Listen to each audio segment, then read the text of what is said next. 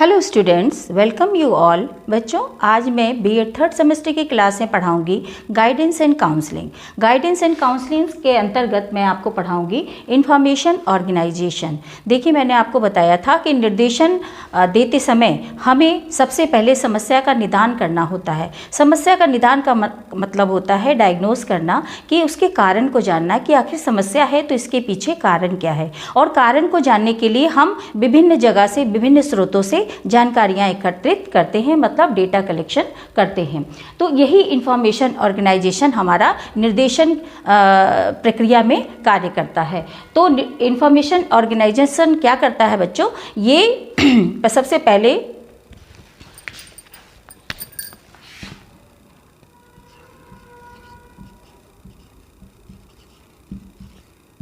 सूचनाओं को एकत्रित करता है।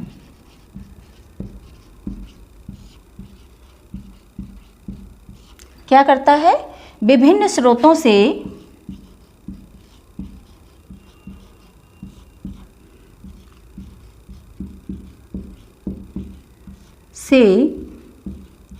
प्राप्त सूचनाओं को, ठीक है। तो विभिन्न स्रोतों से प्राप्त सूचनाओं को एकत्रित करता है। उसके बाद क्या करता है? उन एकत्रित सूचनाओं को व्यवस्थित, कैसे व्यवस्थित?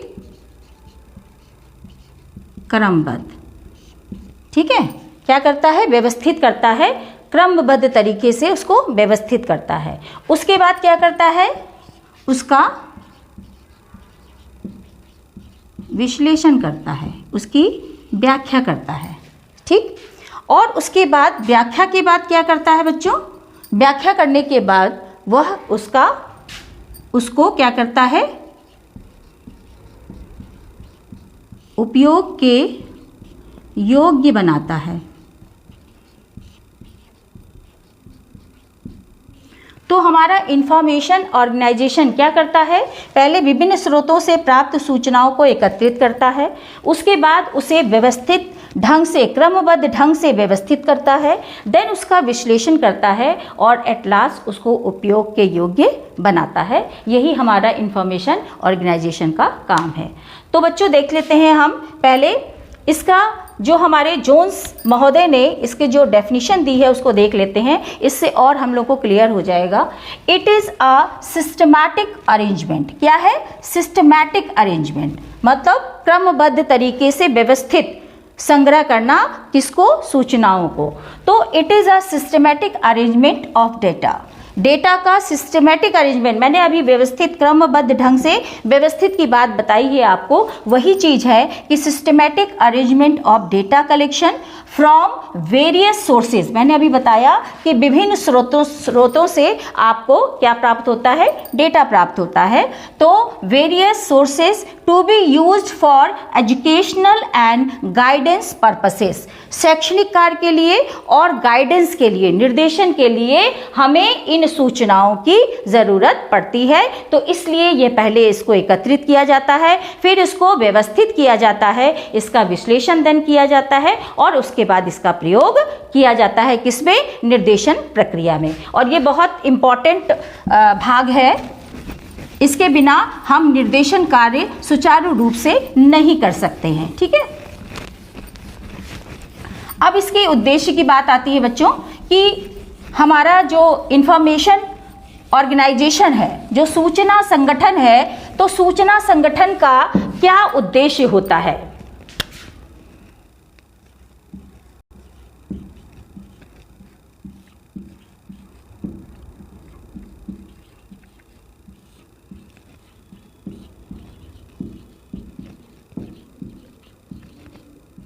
सूचना संगठन का उद्देश्य, तो सबसे पहले सूचनाओं का संग्रह,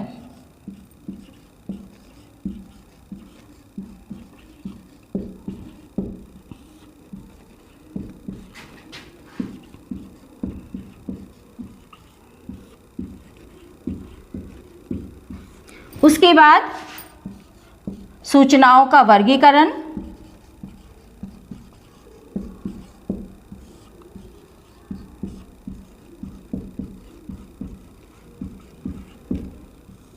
फिर उसका सुगम उपयोग, फिर व्यक्तिगत विकास में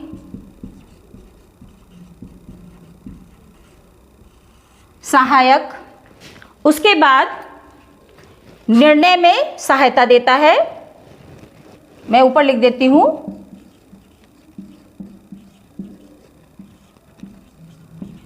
निर्णय लेने में सहायक, मतलब निर्णय किसके लिए, समस्याओं के समाधान के लिए कौन सा निर्णय लिया जाए, इसके लिए हमें सूचना संगठन हमारी मदद करती है, सूचना संगठन हमें डेटा प्रोवाइड करती है। तो इन उद्देश्यों को लेकर के बच्चों हमारा इंफॉर्मेशन ऑर्गेनाइजेशन काम करता है। क्या करता है, निर्णय लेने के लिए सहायता करता है, सूचनाओं को संग्रहित करता है, फिर सूचनाओं का वर्गीकरण करता है। सूचनाओं का वर्गीकरण का मतलब क्या है कि सूचनाओं को अलग अलग क्षेत्र में बांटता है, उसके उद्देश्य के अकॉर्डिंग, उसके विषय के अकॉर्डिंग। जैसे मान लीजिए व्यावसायिक क्षेत्र में अगर निर्देशन की जरूरत है तो उसको व्यावसायिक में रखेगा, शैक्षणिक क्षेत्र में अगर जरूरत है तो उसको शैक्षणिक में रखेगा, पर्सनल क्षेत्र में अगर जरूरत है तो पर्सनल में रखेगा, सामाजिक क्षेत्र में अगर जरूरत है तो सोशल में रखेगा। इस तरह से उसका वर्गीकरण करता है। और सूचना संग्रह कैसे करता है, विभिन्न स्रोतों से। वो विभिन्न स्रोतों से, अब स्रोत कौन कौन से हो सकते हैं अभी मैं आपको आगे बताऊंगी। तो विभिन्न स्रोतों से क्या करता है, सूचनाओं को एकत्रित करता है। उसके बाद वह ये देख लेता है कि अब ये हमारा, उसके बाद विश्लेषण करता है, और विश्लेषण के बाद वो ये देख लेता है कि हम इसका किस तरह से प्रयोग कर सकते हैं और व्यक्तिगत विकास में किस तरह से ये सहायता दे सकता है। तो ये उद्देश्य लेकर के हमारा इंफॉर्मेशन ऑर्गेनाइजेशन काम करता है। अभी मैंने आपको बताया कि स्रोत, जानकारी के स्रोत कौन कौन से हो सकते हैं। तो देखिए इंफॉर्मेशन के स्रोत,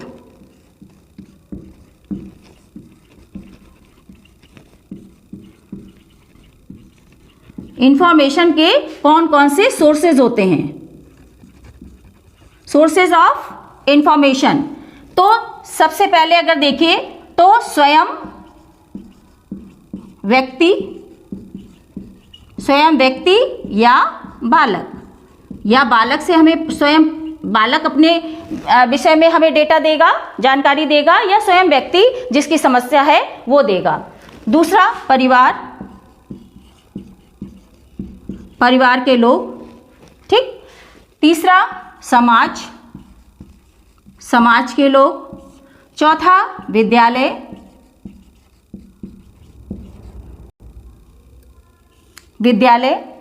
पांचवा सहपाठी या मित्र। फिर शिक्षक।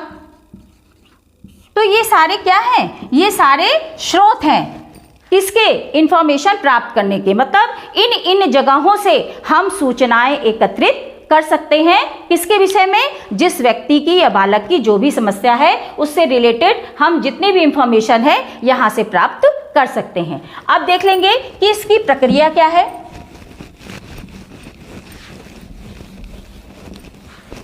इंफॉर्मेशन ऑर्गेनाइजेशन किस प्रक्रिया से इंफॉर्मेशन कलेक्ट करता है, ठीक है। तो प्रक्रिया देख लेंगे हम। प्रक्रिया में सबसे पहले कलेक्शन ऑफ डेटा,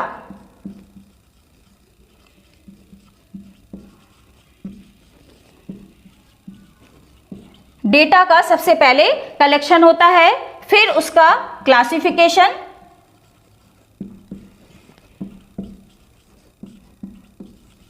फिर क्लासिफिकेशन किया जाता है, देन उसकी रिकॉर्डिंग की जाती है, इसकी डेटा की रिकॉर्डिंग की जाती है, फिर एनालिसिस किया जाता है और तब उसको यूटिलाइज किया जाता है।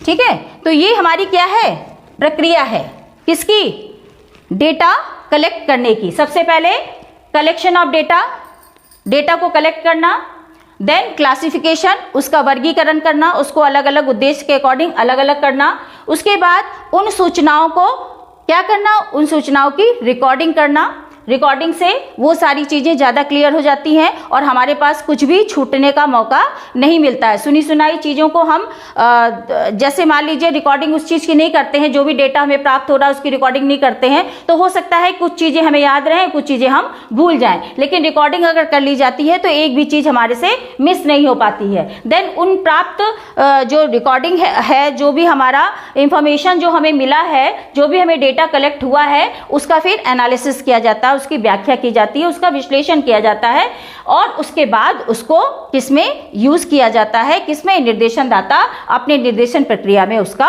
यूज करता है। तो this is all about the process.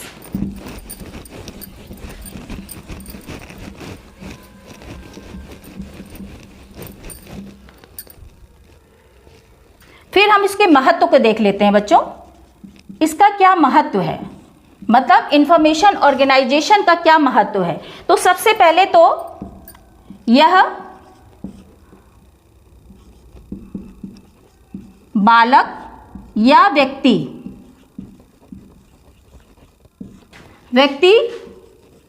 को मार्ग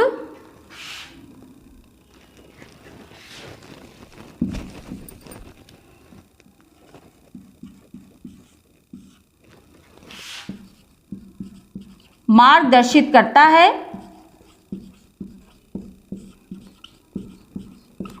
ठीक है, सबसे पहले क्या करता है, व्यक्ति को या बालक को मार्गदर्शित करता है, मतलब उसको रास्ता दिखाता है। ठीक, फिर बालक का सर्वांगीण विकास करता है।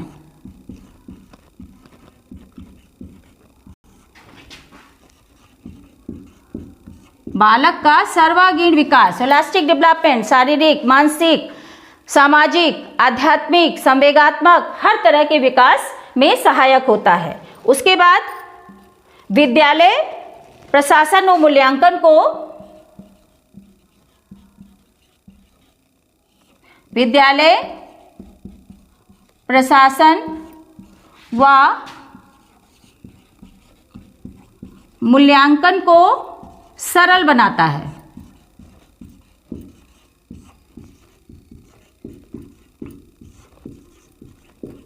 ठीक है, और लास्ट में शैक्षिक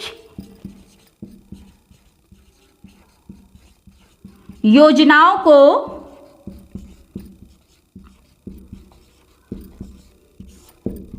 प्रभावी बनाता है।